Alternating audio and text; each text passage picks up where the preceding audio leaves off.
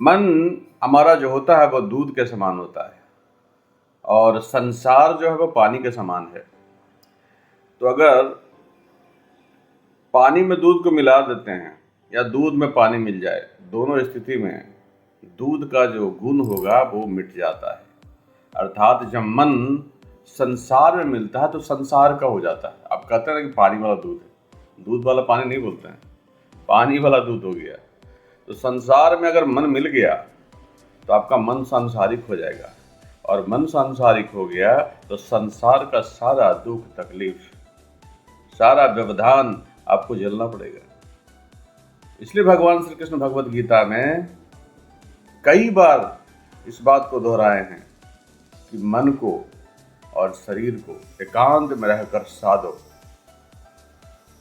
क्योंकि एकांत में रहकर ही आप एकांत में रहना अर्थात संसार से दूर रहकर ही आप उसको साध सकते हैं, उसको इच्छाओं से परे रख सकते हैं। और इच्छाओं से परे रखने का जब अभ्यास करते हैं तो मन जो दूध के समान है वो धीरे धीरे जमने लगता है, अर्थात अपने आप में संगठित होने लगता है।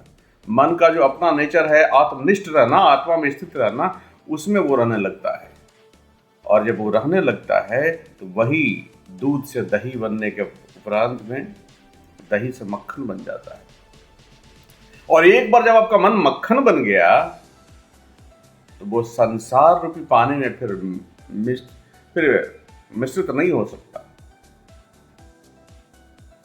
तो अगर आप चाहते हैं कि संसार में रहकर भी संसार से परे रहें, संसार के दुख तकलीफ को आपका मन पे कोई विशेष असर न हो, आप आनंदित रहें, आत्मनिष्ठ रहें, तो मन को अभ्यास करके मक्खन बनाना पड़ेगा। एक बार आपका मन मक्खन बन गया तो फिर संसार में आप आनंद से रह पाएंगे। संसार के सारे व्यवधानों, सारे समस्याओं को यूं हंस के आप निकाल देंगे जैसे लगता है कि कुछ हुआ ही नहीं। आप आसक्ति में फिर नहीं पड़ेंगे, क्योंकि आसक्ति ही दुख का कारण है।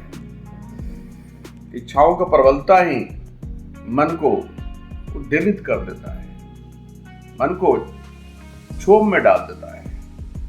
और जब आप आत्मनिष्ठ हो जाते हैं, आत्मनिष्ठ अर्थात जब आपका मन मक्खन बन गया, जब आपका मन आत्मनिष्ठ हो गया, आत्मा में ही आपका आत्मा अगर निष्ठ है तो आपका मन मक्खन बन गया है। तो आशा करते हैं कि हम लोग सभी अपने मन को अभ्यास करके, अपने शरीर को अभ्यास करके, वो एकांत भी हो सकता है। इसलिए आप पूरे दिनचर्या में एक समय जरूर ऐसा बनाएं कि कुछ समय एकांत रहें, उसमें शरीर को अभ्यास करें, मन को अभ्यास में डालें, और उस अभ्यास से अपने मन को उस मक्खन स्वरूप में ले आएं, जो फिर कभी संसार के जो विविध माया जाल है उस पर ना पड़ के अपने जो आनंद है, आत्मनिष्ठ जो आनंद है, जो ईश्वर से जुड़ने का जो आनंद है, उस पर स्थित है। और कोई सफलता के लिए भी, सांसारिक सफलता भी अगर चाहते हैं आप कोई देख लें जो ओलंपियन है, जो बहुत बड़ा तैराक है, बहुत बड़ा कोई अगर जो ओलंपिक गोल्ड मेडलिस्ट है, वो भी एकांत में सतत प्रयास करता है। और सतत प्रयास करके जब उस स्तर पर पहुंच जाता है, जब उस अभ्यास करते करते उस उच्चनिष्ठ में रहता है कि उसमें ही वो जीता है, तो उसको सफलता मिलता है, परम सफलता की प्राप्त होती है। उस तरह से आध्यात्मिक सफलता भी वही है कि अगर आप मन को अभ्यास करके, शरीर को भी सही चीज खाकर, ऐसा नहीं कि कुछ भी खा लेना है, कुछ भी खा लेंगे तो मन स्थिर नहीं होगा। शरीर को भी आपको साधना है और मन को भी साधना है, और उसके उपरांत ही आप अपने आप को पाएंगे कि आप योगी स्वरूप में आ गए। योगी कौन है? जिसका मन और शरीर साधा हुआ है। योगी को दूसरा नहीं है, जिसका मन शरीर साधा हुआ है और जो आत्मनिष्ठ है वही योगी है।